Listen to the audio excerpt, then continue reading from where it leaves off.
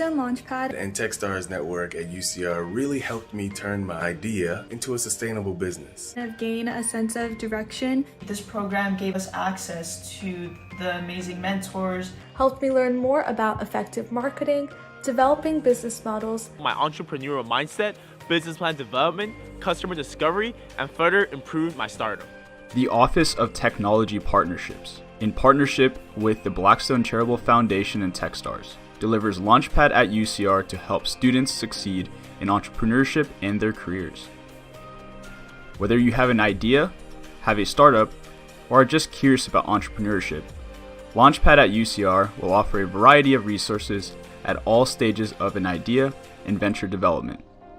This includes workshops and networking events, one-on-one mentoring, Blackstone and Techstars programming and funding, access to opportunities like pitching on stage at CES or traveling to New York to participate in pitching competitions. You can also join Connect, our platform to connect with students, alumni, faculty, and staff to advance your career, find mentors, join startups, attend exclusive events, and much more.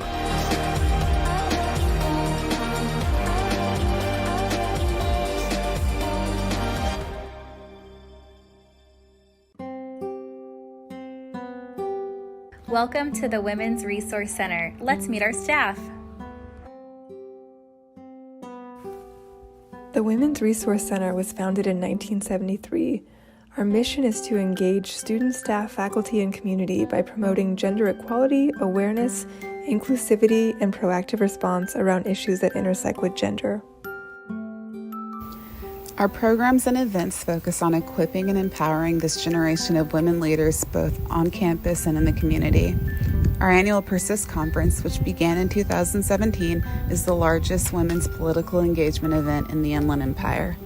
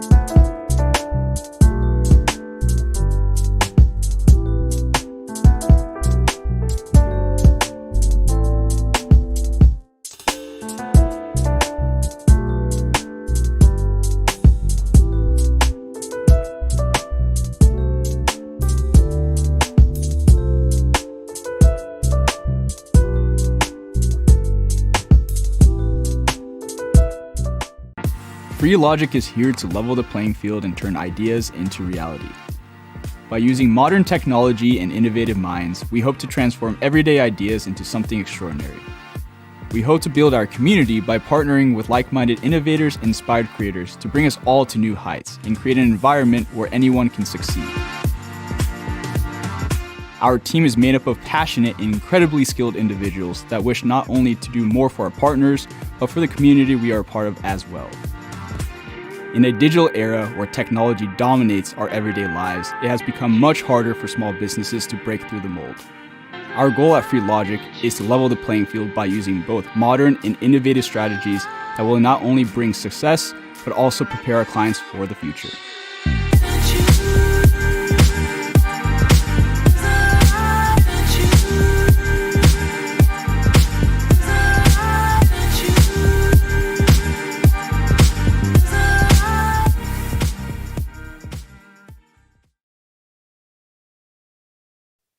Hello, everyone. My name is Guadalupe Santivar, she, her, hers, and I'm the Business Career Specialist with the Career Center at UCR. Aside from my role, I'm actively finding ways to address women's issues in the workplace. So when Maya reached out to me to moderate this panel, I was beyond excited to participate. On behalf of the UCR Technology Partnerships, Blackstone, Launchpad, and Techstars, welcome to Day 4 of Entrepreneura Summit.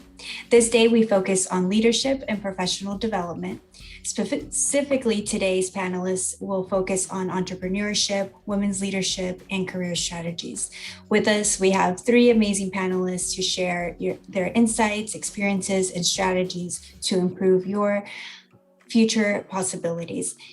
So I'll be asking the panel questions, and towards the end, I'll provide an opportunity for you all to ask questions to the panelists as well. However, please feel free to enter questions in the chat at any time throughout this session. All right, well, let's get started. So by way of introduction, if I can have all the panelists here with me today, just to tell us, if you can tell us a little bit about yourselves. Kyle, how about we start with you? Yes, thank you so much, Guadalupe, and thank you for inviting me to be involved in this summit. I'm so honored to be here and to be part of this panel. So for those of you that do not know me, I am a professor at the University of California, Riverside, assistant professor in management. And I teach organizational behavior, some of whom many of you may have had me for that particular course. I have been with the University of California for 3 years now. Prior to this, I was in the United Kingdom, completed my PhD at the London School of Economics and Political Science, and then continued to live in the UK for almost a third of my life. So I'm happy to be here with you. I'm also happy to be in the sunny state of California. I also do some research on relational ambivalence. So when you love and hate your leaders in your organizations and you don't know how to classify those relationships. And in terms of service to the university, I'm also the faculty director of professional development for the business school. So thank you so much for having me here. Ashley, do you want to go next, and then Heidi after? Yeah. Hi everyone, my name's Ashley Zepik and I'm a recent graduate from UCR. I graduated last year and then now I'm a startup founder for a brand development and marketing company, but also a community group called My Legacy Loading, and the platform targets kind of the modern day professional woman and really supporting them in different career paths. So right now it's more of a motivational platform, but we're also working on an IGTV series where we're actually interviewing women in a broad variety of different careers and actually kind of talking to them about like how they were able to land the job, kind of tips for that career path, what they think young women should know like while they're still a student and everything. And the first video went up today. So if you wanted to go check it out, it's at My Legacy Loading on Instagram. And then we're going to be doing like resume tips, the interviews and blogs and everything on there too. So that's a little bit about me.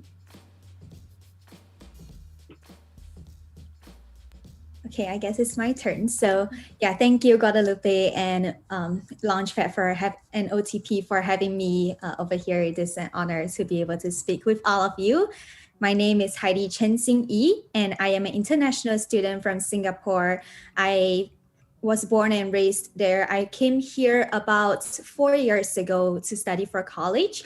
So I graduated in June 2020 with a bachelor's in business information systems. And right now I've been working with a startup consultancy, digital consultancy called FreeLogic, and I'm the lead digital strategist over there.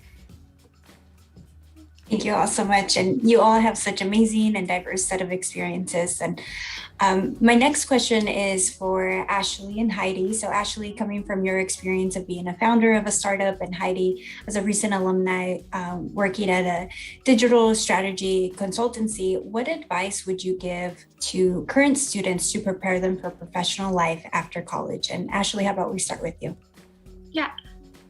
So I think for me, my biggest tip would definitely be to try as much as you can out at the beginning. So like when you're going through college, like joining different clubs or doing different internships and everything to really be able to explore your passions, because you don't really have the weight of needing a full-time job like right away on your shoulders. So you're able to maybe do volunteer work, or if you even have to do an unpaid one just to gain that experience. But then one of the things I tell a lot of students or just like fellow peers and everything is when you're going through your classes too, is you can take those like the clubs or the internships and connect them to your classes as well. So for me going through, I had a leadership role in a sorority throughout the years. And so I would connect kind of the club to my classes. So if it was like a marketing experience, we would figure out how to do marketing for like an event, or maybe it was team leadership. So how can we make our exec board better? And so I did that for the first couple of years. And then once I started getting more involved in kind of the startup world, I started connecting like my new like company ideas or different branding tactics. So just kind of by connecting the two, you're really able to get more of like a hands-on experience. And then for me, it helped make the class topics like click a lot better. So that would be the kind of like my biggest tip is just try everything, but then also really try to like connect it all too. I love that. Thank you so much, Ashley. How about you, Heidi? Actually, I think this is a very good question because honestly, I wish that I've listened to more of such answers when I was in college. I think a lot of things you learn just as after you graduate. I think my advice to college students would actually be to focus more on, like what Ashley said, focus on finding your passion, but I will also say to focus on developing your character. And that can be in many different ways, right? It can be in terms of maybe pushing yourself out of your comfort zone, helping to develop your courage to take on more risk, to take on more decisions that you might not even think about, to explore more things. Because one thing I realized is growing up in a Asian culture, Asian household, I've always been very focused on grades. So I was always trying to study, trying to go for office hours in order to get better grades, in order to learn more things from there. But what I realized is, like getting good grades can be pretty straightforward because you just have to know what the professor, what the TA is looking for. You study the materials, you memorize, understand them, and then you talk to them to know what they are looking for, and you can give it to them. But as you go into the working world, you will realize that it is very different. It's not something that everything is very unpredictable. And every client has very different expectations. There are a lot of experimentations and the stakes are a lot higher. So you will want to really develop your character because I think that is something that you will really rely on after you graduate. So that would be my advice, to really self-reflect and to work on your character and to love yourself and be proud of who you are. Thank you so much. Yeah, and to Ashley's remarks, I think we at the Career Center, we definitely promote student involvement, and that's such a great professional development opportunity, and internships as well, as you mentioned, Ashley, and really making your involvement in student organizations and aligning and seeing how they can align to the field that you want to go into. And to Heidi's point, among like developing character, right? And that actually goes into my next question, because character development and thinking of ways that sometimes things, you may plan things, you may prepare, but sometimes things might not go your way and they might not go as planned. So my next question, I want to give a follow-up to Heidi, but then also give the opportunity to Kyle to answer this question. And if you can please share how you've successfully dealt with setbacks, and what are some of the mistakes you wished you could have avoided when starting your career. And Heidi, if you want to go, and then we can turn it over to Kyle. Yeah, of course. So I think there are a few steps that come into dealing with setbacks. To answer your first question, I think the first step is to know that your feelings are valid. When there is a setback, ultimately you will feel disappointed, you'll feel upset and discouraged. So knowing that, it's okay to feel that way, it's natural to feel that way. But afterwards, step 2 is to look into the future, to think about what you can do about it. And in the past, actually, when I had a setback, I talked to a couple of people, including my supervisor, Val, and also professor at UCR, Jonathan. Some of you may know, Jonathan. I talked to him, and some advice that they gave me was to think about the 3 lessons that you learn from this setback. Like, what are the 3 lessons you learn? How can you solve it in the future? And how can you prevent it in the future? And Val actually gave a very good recommendation, which is actually to come up with to keep a record of all the setbacks or failures that you have. And in the future, you can look back at them and see what you learned from them as well. And that also helps you when you are able to share your experience and just see how far you've come. And that can be something that's very encouraging. For your second question, which is what are some of the mistakes I wish I could have avoided at the start of my career? Well, I've been in my career in a full-time job for about 8 months now. So I am still early on, but some of the mistakes that I wish I could have avoided would actually be to focus less on what people think. Because when I first started, I was, I think, going back to my answer from early on, I said that I was always looking to have good grades. And I think the reason why I did that was because I wanted to seek validation from people in terms of my academic grades. So when I went into the workplace, there's no longer such a straightforward way of getting validation. Everything is unpredictable. The stakes are high, and everything is just so different. So I think instead of focusing on, what will people think when I go into a startup and instead of corporations, because people often see people who work in corporations as successful. So I think I really had to challenge my own definition of success and how I saw myself, and also the focus, because I was so focused on the things that I couldn't control. When I focus on the things on how other people see me, that's something that's out of my control. And because I couldn't control that gives a lot of anxiety and stress. So instead of that, I have learned to really focus on the things that I can control, doing my best and reflecting, knowing what I define as success and being proud of all of that. Thank you so much, Heidi. How about you, Kyle? Thank you. So I'm just over here beaming with pride listening to Heidi and Ashley talk, knowing that they were at one point in at least one of my courses. It's so nice to hear your perspective and how far you've already come in your careers just a few years later.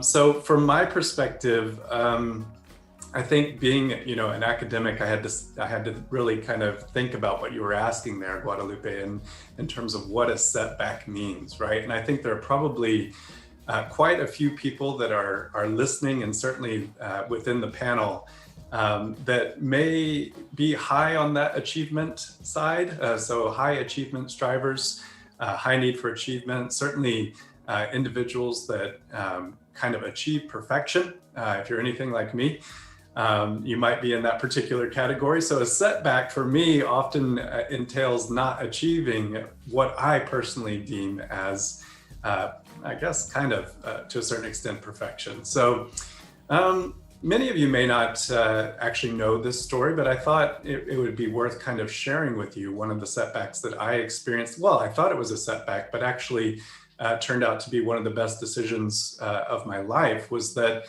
thinking about that initial setback that I had. I was finishing up my master's degree and I was applying to PhD programs. And, you think, we all think, we kind of deserve the best to a certain extent when we're looking out to those degree programs and what we hope to achieve. And maybe like others of you that are listening, you apply to those top schools, Stanford, Harvard, Yale, Berkeley, all these great places where every top performer in the US and around the world are also attempting to get in.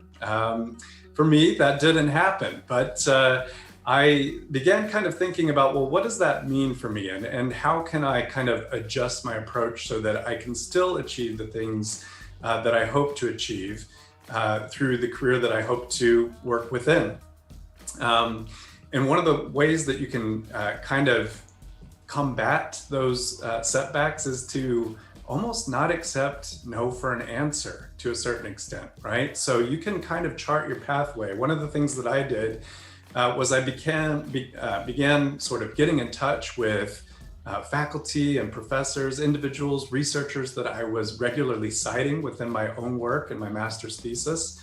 I ended up citing this professor, Jacqueline Coyle Shapiro, who is the president of the Academy of Management and currently the president of the Academy of Management, also worked at the London School of Economics. And I said, look, I've been citing your work over and over in my master's thesis. I find your research very interesting. And she said, you know what, why don't you send me your master's? And I see that we're going to the same conference together. I'll read your thesis on the flight over from London, and then we should meet up for a coffee. Well, long story short, she loved the research that I was conducting and decided to offer me a place within her program, PhD at the London School of Economics. So at age 24, packing up everything I had and moving to London was quite the adventure. So kind of shifting that around, right? So everything changed in my life. I still sort of achieved, you could say the LSE is right up there in terms of pretty good institutions. So, charting your own territory to a certain extent is worthwhile. On your second question around mistakes, oh man, how many mistakes? I'm a little bit older than the other two panelists here, so mistakes still occur within my life. But I would say one of the things that I messed up pretty hardcore when I was starting out as a young professional was kind of aligned with what Heidi just mentioned. Sort of taking others' perspective to heart, right? So really taking things personally and allowing kind of their perspective and their view and their opinion to kind of, to a certain extent, influence my own identity. So much so that I made a really bad mistake early on in my career, which was to send an emotional email to my boss. Letting them know exactly how that particular encounter had impacted me. Fortunately for me, I was lucky because I had a very forgiving manager in my life, a very forgiving boss at that stage. That was my second year of my internship in HR, ironically. And so I would say, in terms of handling those mistakes, it's worth kind of reflecting on what that emotion means to you. Why are you experiencing that emotion? It's not because of that person. It's something else that has triggered that particular emotion. And it's worthwhile to reflect on that and get to the heart of why that particular emotion is coming out so that you can address it and then it doesn't impact you going forward in your career. Wow, thank you so much, both. Thank you. And that really ties into when we think of emotional intelligence and the importance of that and really becoming self-aware of your own emotions and how to navigate through those as well. And I love what you said about charting your own path. That's such an inspirational story. Thank you so much for sharing that. Now I want to switch gears a bit. So I recently read an article on some of the most common challenges or concerns people had when starting a business. And the first concern was investment, so funding. If there's enough money to start a business, right? The next concern was time. Like, how long is this going to take? Do I have sufficient time in the week, in the day to get this thing launched and started? And the third major concern was knowledge. How do I get started? And some shared having a mentor and the importance of that. But with these concerns in mind and through conversations that I've had with students, so some students that I advise within the School of Business, so some will bring up questions about, because of some of these concerns, there's this question of kind of a torn decision between starting their own business or going to work for a company right after college. So Ashley, I'd love to hear from you on what advice can you provide to someone who's debating and has this exact question, right? Debating between starting a business and working for a company. Yeah.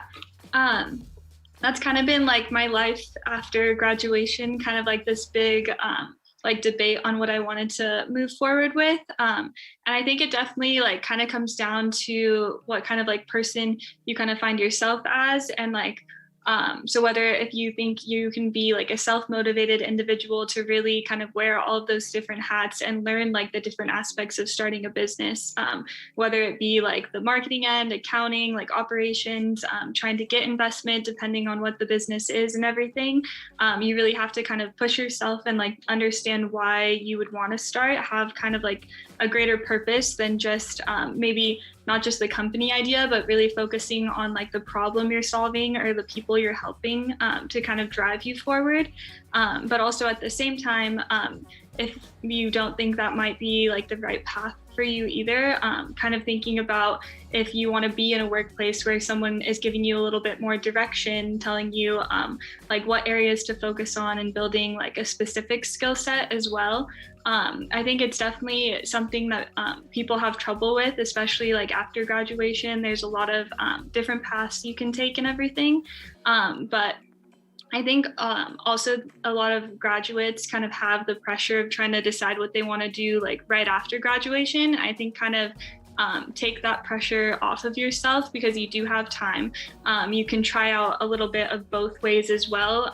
For me, I actually graduated and I had like this startup idea in my head, and I got involved with like the launch pad at UCR. I got to go through like the I-Corp program. So it was a lot of great experiences during college, and I was able to learn a lot. I think that's where I was really able to connect kind of the startup idea with strategies I was learning from school and the programs. But once I did graduate, I also needed like income. So I didn't know about the investment side or how to make money off of this like idea yet. And so I went through and actually went to a full-time job right after college for a couple months. And so for me, I was doing well. I like really liked it. We were doing like a direct marketing firm. So I was like talking to people, learning from the leadership. They wanted to kind of move me up quickly and then decide kind of like where I could be in a year or two. But then with them bringing that up, it made me kind of like take a step back and think like, if I really wanted to move forward with this, like, did I want to stay in a company for a couple years when I knew like in my gut that I had other like passions I wanted to pursue a little bit more? And so I think that became the determining factor for me, was just I wanted to kind of create my own system where I could really go for like the mission I wanted to move forward with, even though it would kind of be like a safer bet to go with the full-time job.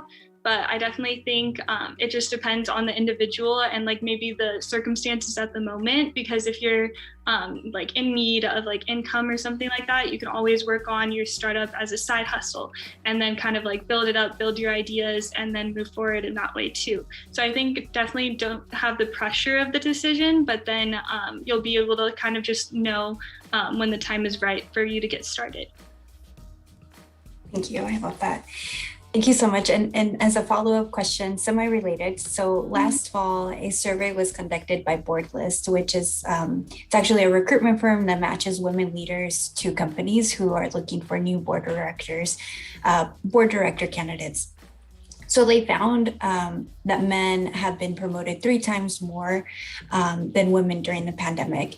And this connects to my next question. So Ashley, what advice do you have for women looking to grow either their own business or within the company they work for? And as an ally, I want to hear from you, Kyle, your perspective, and perhaps you can share in a more general sense of what advice do you have for someone who wants to advance in their career. So Ashley, if you want to go ahead and start, and then we can turn it over to Kyle. Yeah, I think definitely just developing confidence in yourself and your own skill sets and everything. I think that's been kind of the biggest struggle, especially kind of being a younger entrepreneur, like fresh out of college and everything.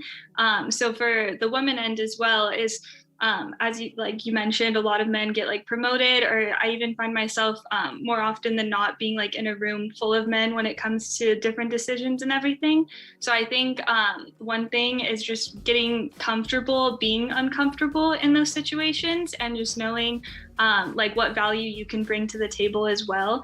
I think really just kind of focusing on like your own strengths and figuring out how you're able to kind of bring that to the table, and like really confident in like your skill set is what helps a lot. And then also just like not limiting yourself as well. I think that's a big topic for it as well, just because when you are in a room full of men, or like they're making the different decisions and everything, like you need to be able to know that you can also be like making those decisions, or kind of work your way up, and also showing like your leadership capabilities and kind of surprise them in a way if that is like the situation you're in. Let me see. Yeah. Thank you, Ashley. How about you, Kyle? Yeah, I would very closely mimic and echo what Ashley has just said, right? So I think, and first of all, I'm honored to be able to answer this question as an ally, and thinking specifically about how we advance within organizations. I think it really does come back to that level of confidence. And I think in other podcasts, some of you have heard us talk about the imposter syndrome, right? So thinking that we are perhaps not worthy of what we are actually worthy of. And so my advice would be to remind ourselves that we have an asymmetric control over a resource, right? That your organization needs from you. They have hired you for a reason, because you have that particular resource that they need, and it's their responsibility in many respects to nurture that resource, to nurture you, to ensure the possibility and ability for you to grow within that organization. But also on the flip side of that, it's our responsibility to remind ourselves of that talent that I have, that skill that we have, or sort of at the same time, ensuring that we have sort of that level of confidence in ourselves, so that we can approach our work within our organizations in a similar vein as those around us. Thank you, Kyle. And this actually, it's a great segue to the next question. And I'd like to ask Heidi and Kyle, do you consider yourself as a confident leader? And if so, what advice would you give the audience about being a confident leader? And Heidi, how about we start with you, and then we'll jump to Kyle. Yeah, I think that's a very good question, because a lot of my friends at least like to tell me that I seem like a very confident person, like a very confident leader. But deep down inside, there are a lot of times that I feel not as confident as how I portray myself to be.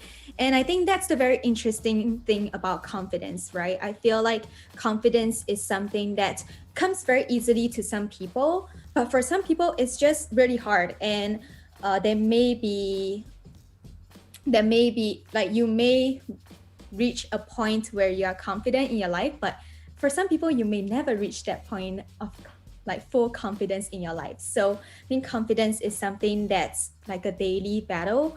There are some people that I talked to before who mentioned to me that, yeah, it's like a daily mindset reset where you know that you can fail in terms of being confident, or just being proud of yourself, but knowing that, hey, like it's okay to fail. I actually saw this article about this research article that said that 85% of people in this whole world experience low self-esteem. And that actually struck me, because what does that mean? That means that we are not alone when we are not confident. Like you and I, a lot of us, we are going through the same thing. So knowing that, hey, it's okay for me to fail.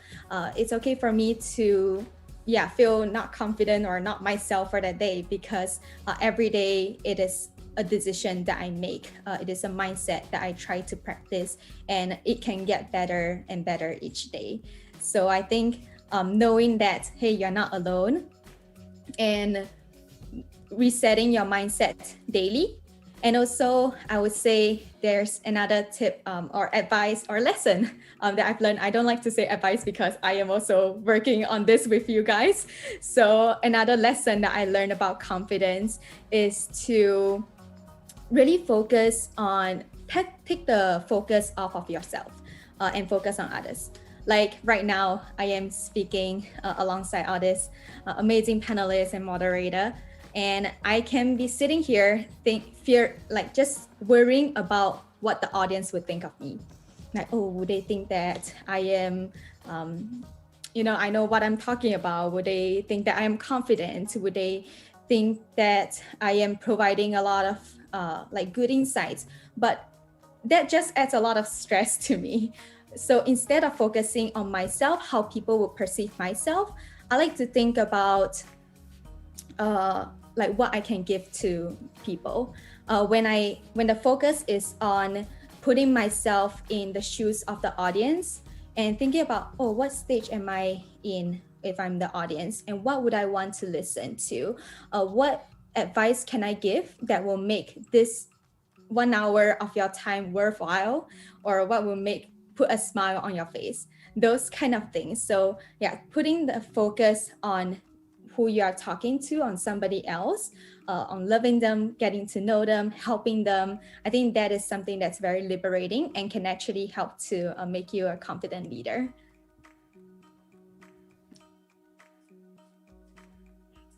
That's such good advice, Heidi. I think it's really interesting. I don't know if this was on purpose, probably it was, that we talk about setbacks in the same time that we talk about confidence, right?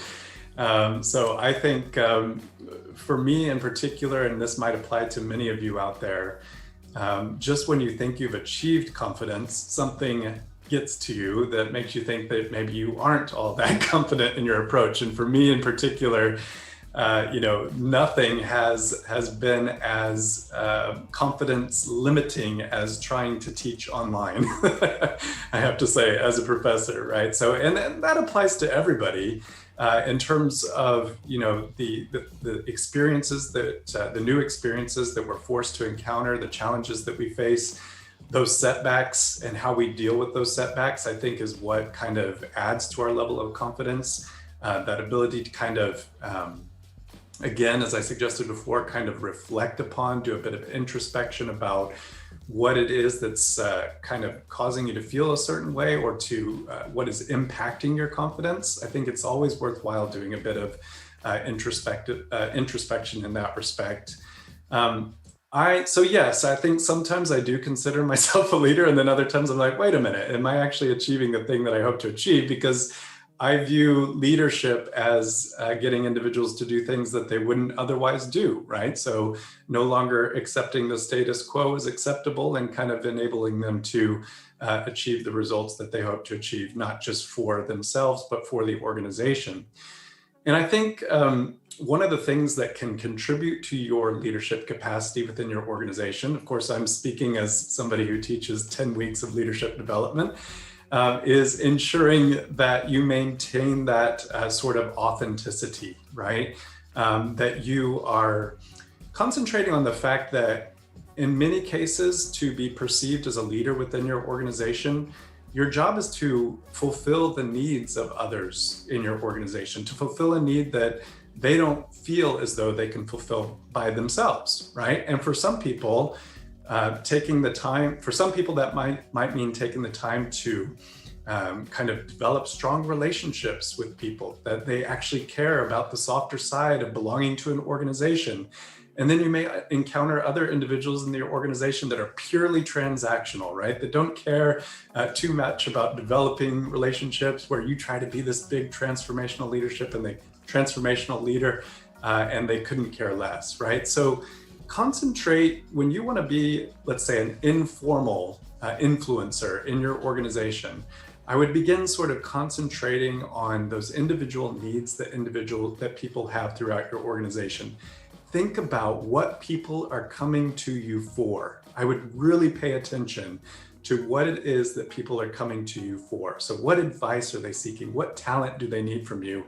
because in a sense, what they're doing is they're revealing the type of leadership that they need from you. So I would always kind of keep that, and I could go on and on about leadership, but I think authenticity and concentrating on fulfilling the specific needs of those that look up to you is probably the best approach. Definitely, and that also uncovers, it can kind of give a tell on what are some of the strengths that you have that maybe others are seeing in you that you might not be seeing in yourself. Definitely. We got a question from the audience. It's built off of this conversation right now. And what gives you confidence and how do you build it? So I know Heidi and Kyle have touched on this. Ashley, I want to give you an opportunity if you'd like to answer this question. Yeah, for what gives you confidence and how do you guys build from it?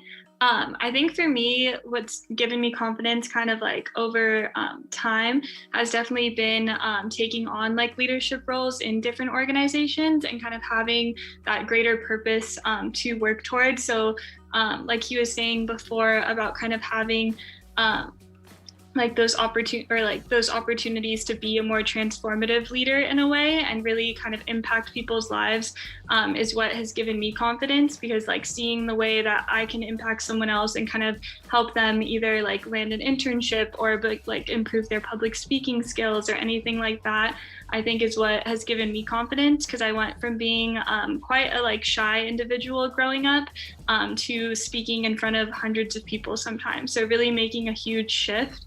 And I think what gave me the confidence to do that was really being empowered by the people around me and surrounding myself with individuals who are always kind of looking to better themselves and looking for ways to improve skill sets in all aspects, but also like emotional intelligence as well, like just having kind of those deeper conversations to get to the root of kind of how you can build your own confidence as well, I think is what has really helped over time.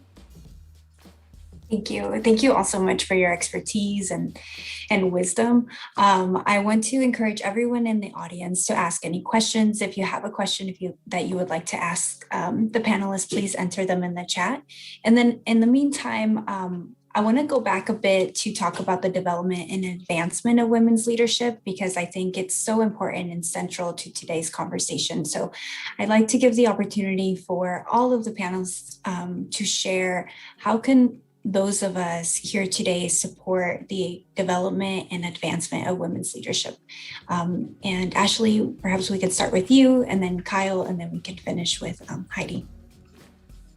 Yeah, I think it's definitely about kind of encouraging women to even ask for a role, to take on opportunities, because I feel like oftentimes you might like let someone else take it, or you might kind of stay quiet in a meeting or something like that. But the like truth of the matter is, if you don't take the opportunity, someone else will.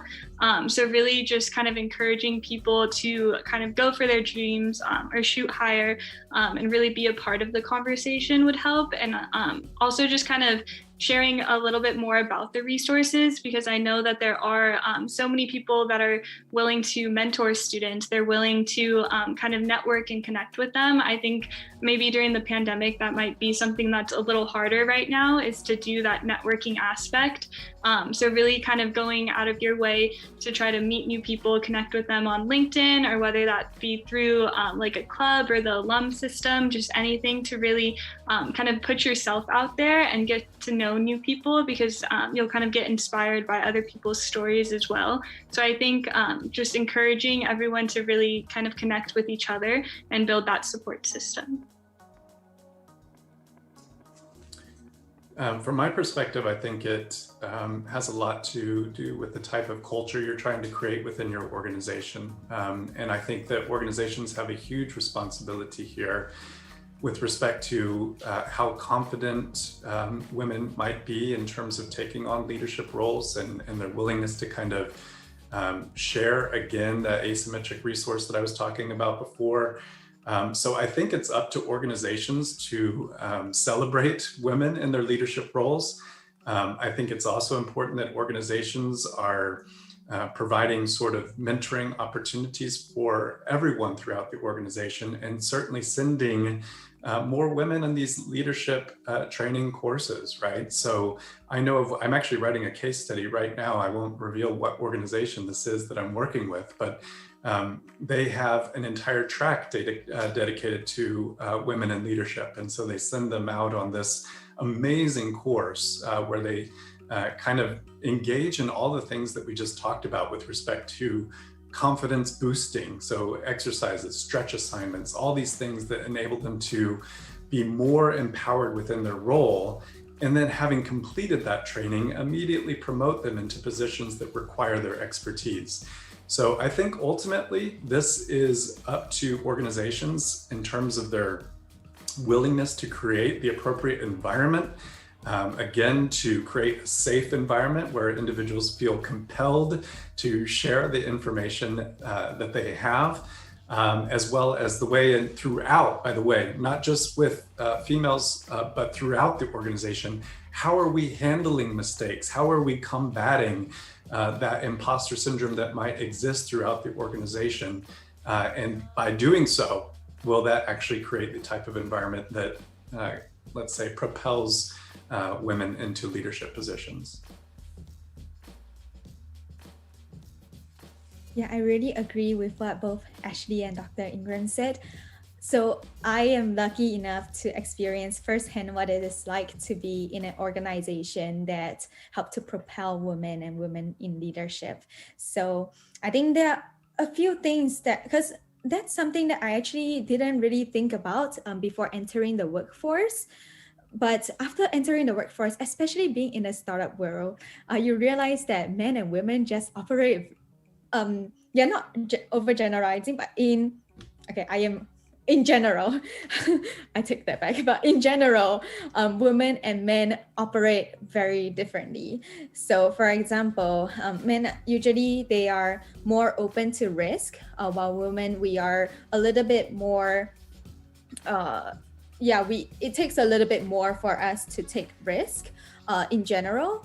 And also I realized that there are times when for men, maybe when they are praised for their work, they would happily take that praise.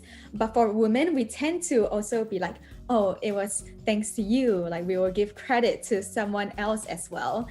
So in my organization, I realized that my supervisors, they would often remind us that we deserve full credit. When a client praises our work, even though we did get maybe help or advice from somebody else, that we still deserve full credit. And they also, another thing that they do is to actually invite us to share our opinions. So during meetings, like what Dr. Ingram was saying, in organizations, they really help to create a safe space for us to speak up. So during meetings, when they see that we are quiet, they will actually call out our name, be like, Heidi, what do you think about this? And one thing that I realized is they actually call out a lot of women because we tend to be a little bit more silent, or we tend to have second thoughts about sharing our opinions. So I think a lot of those things, and just encouraging us to have conversations and pointing out to us when they feel like our confidence can be better or that we deserve full credit. I think those are things that will really help with advancing women in leadership. And they all start with the organization and the leadership. Definitely, I agree. And I think the accountability, right, and the sense of responsibility that an organization can have to propel and support future women leaders. So thank you all so much for engaging in that conversation. We do have a couple questions in the chat that came in. The first one I'd like to pose to Ashley. So it reads, when I start a business, should I pay for advertising and graphic design, or should I do it myself? Why I ask is I'm having a hard time advertising my fitness business. I think definitely when you're starting out, it's usually you're trying to save a little bit more money. You might not have enough money to kind of hire like a full graphic designer or go get a professional logo and things like that. I know that there's like some great websites out there. So if you do need help, like Fiverr, if you need like just the logo or different things. But as for graphics and things like that, I think definitely trying to learn how to do some of them yourself is very beneficial because you can save a lot of money, but it also allows you to kind of have like a creative brainstorm in a way as well. Like you're able to play with colors, designs, fonts, and kind of see what direction you want to take your brand for. And then when you're working on those as well, when you are ready to kind of be able to afford an advertising agency or graphic designers, you're also more capable of kind of having conversations with like what direction you want to go with them, just because you're a little bit more knowledgeable about the graphic design process itself. And I think you can learn a lot from like YouTube videos, even like TikToks now. There's like a bunch of marketing stuff. So really just taking the time to learn a little bit on your own would be beneficial. And then when you get to the point when you can get professional advice, that's always great as well.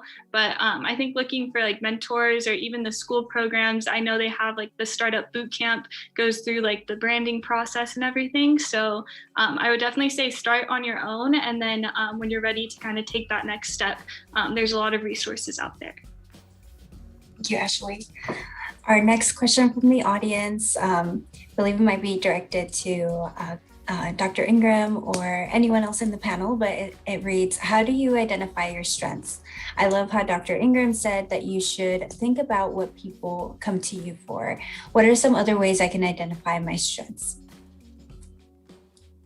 Yeah, so I'll just very quickly give my 2 cents on that. And it looks like Heidi, you definitely want to say something on this as well. So, I mean, if you haven't already, if you're still a business student at UCR, first and foremost, either take my or Professor Wong's course in leadership development, primarily because most of what we do within that course is understand our strengths, right? And we do that through a number of different self-assessments. So your organization might be able to offer this, certainly if they have leadership training within your organization. These would be the times where you will uncover those elements about who we are, those characteristics of ourselves that reveal where we would be most effective within our role in leadership, right? So I think it takes, I'm glad that you phrased that as strengths and weaknesses, right? Because our weaknesses can actually in some respects be advantageous, right? Because it gives us a little bit more of a holistic perspective of what others in our organization may be facing. We can identify with others throughout our organization who may be experiencing similar issues. So again, long story short, I would say uncover yourself through as many self-assessments as you can. There's a lot out there, not just from organizations or from my course, in terms of revealing who you are. So I'm happy to chat about that offline. If you want to contact me through LinkedIn or wherever else, I can share those assessments with you.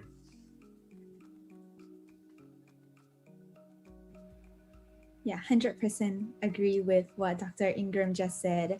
I would say on top of that, like what you said to asking people about like thinking about what people look for you for. I actually did this reflection exercise in the past when I was in my business fraternity called Phi Chi Theta. So when I was in UCR, I actually did this reflection exercise where we reached out to at least three friends and asked them for 3 stories about the times when you were at your best. So I literally reached out to all my friends and asked them, like all my close friends who I know will very intentionally describe to me what I did. So I asked them, at my best, what did I do? And how did you feel because of that? So they will tell you the stories. And then from there, you are able to pick out your key strengths. So from all the stories that you gathered, kind of putting them together and seeing what are some recurring patterns. And I think that is also one way where you can start identifying your key strengths too.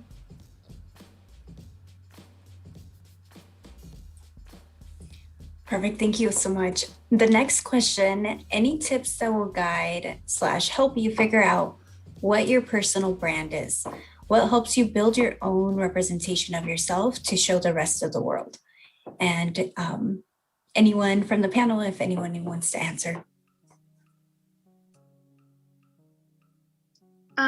I feel like it kind of goes with what they're talking about with the strengths and weaknesses as well.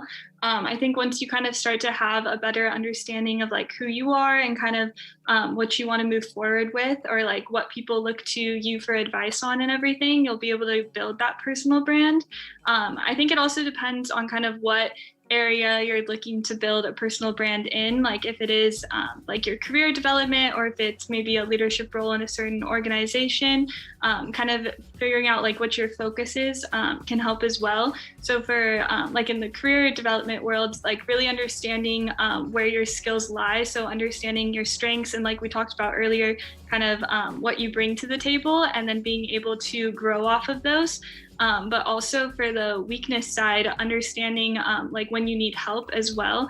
I think for like building a strong personal brand, you don't want to only focus on the strengths, but also understand when you might need help, and then be able to build relationships with people and kind of having that relatable aspect as well. I think they talked about a little bit earlier, not always focusing on like the perfection part of it, but also being just kind of like raw with individuals and more authentic, because I think that'll allow for more of a natural personal brand to come out rather than kind of you doing what you think people want to see from you.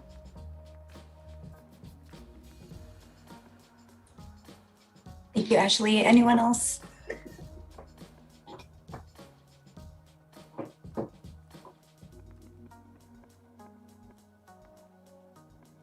Oh, I think you're muted, Heidi. Okay, yeah. Okay. Okay, I'll say what will help you figure out what your personal brand is. I think there are a lot of ways to brand yourself. So there are ways to brand yourself through your skills and capabilities, but there are also ways to brand yourself based on your background. So I have people who brand themselves as like first generation immigration students, and they are very proud of their determination and their drive to work hard and to achieve success. So I would say, yeah, personal branding is such a complex, very interesting and very meaningful topic. I would love to share more, but I know we are running out of time. So if you guys do want to listen to more about personal branding, I will have an individual discussion session later from 3 to 4. So you guys can also hop in and ask more questions. I would love to share more about that, but I don't want to take up too much of this time right now.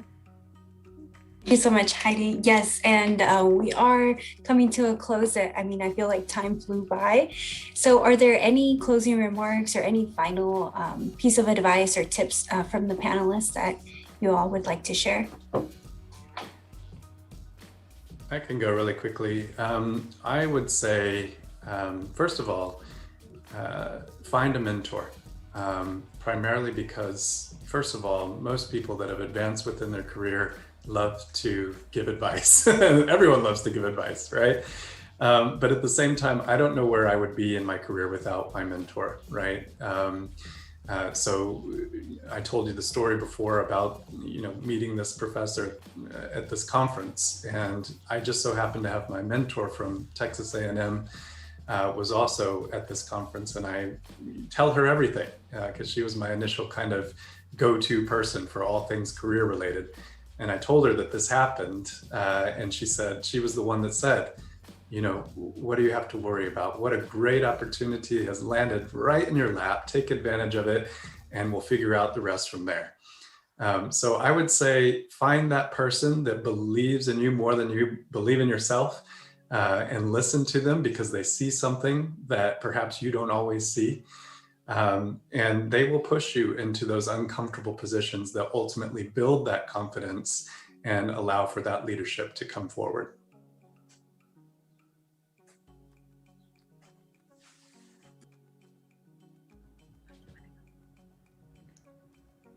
Agreed. Sorry, I was trying to see whether Ashley wanted to go first, but yeah, so I think 100% agree. After you find your mentor, then I would say don't be afraid to go out there and make mistakes. Like just now, what we were saying about what we were talking about setbacks. Like it's okay to take risks. It's okay to make mistakes. But you just have to, from there, I would say, from there, learn about who you are and also find true confidence. We always like to say, fake it till you make it. But I think a lot of people, they can also see whether you are truly confident. So being authentic, trying to find that true confidence. But once again, knowing that it is a daily thing that you have to practice. So those would be my final advice. Yeah, and just saying like yes to opportunities, even if maybe you don't feel like you're ready, or maybe you don't feel like you're 100% like qualified for the job or anything like that. They gave you the opportunity for a reason, and that's when you can really kind of push yourself to grow.